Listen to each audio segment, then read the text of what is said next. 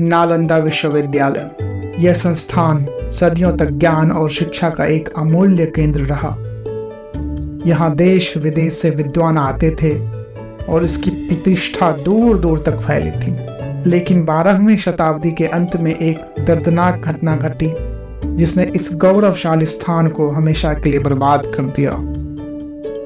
बख्तियार खिलजी, जो तुर्की का एक सैन्य कमांडर था, वो गंभीर रूप से बीमार पड़ गया। उसके सारे हकीम उसकी बीमारी का पता लगाने में विफल हो गए और खिलजी दिनों दिन कमजोर होता चला गया। ऐसा लगने लगा कि उसके आखिरी दिन करीब हैं। एक दिन उसे मिलने आए एक बुजुर्ग ने सुझाव दिया कि भारत के मगध साम्राज्य में अवस्थित नालंदा महाविद्यालय के महाविद्वान शीलभद्र से संपर्क करें, वे उसे ठीक कर सकते थे। लेकिन खिलजी ने कहा, मैं किसी काफिर की दवा नहीं लूंगा, चाहे मर ही क्यों न जाऊं। हालांकि अपने बीवी और बच्चों के दबाव में आकर वह अंततः मान ही गया। शीलभद्र जी तुर्की आए, लेकिन खिलजी ने उनसे साफ कहा कि वो उसे छू नहीं सकते, बस दूर से देखें। शीलभद्र जी ने खिलजी का चेहरा देखा, उसके शरीर का मुआयना किया, बलगम से भरे बर्तन को देखा और उसके सांसों का अध्ययन करने के बाद बाहर चले गए। थोड़ी देर बाद लौटकर शीलभद्र जी ने एक कुरान भेंट की और पूछा, आप कुरान पढ़ते हैं?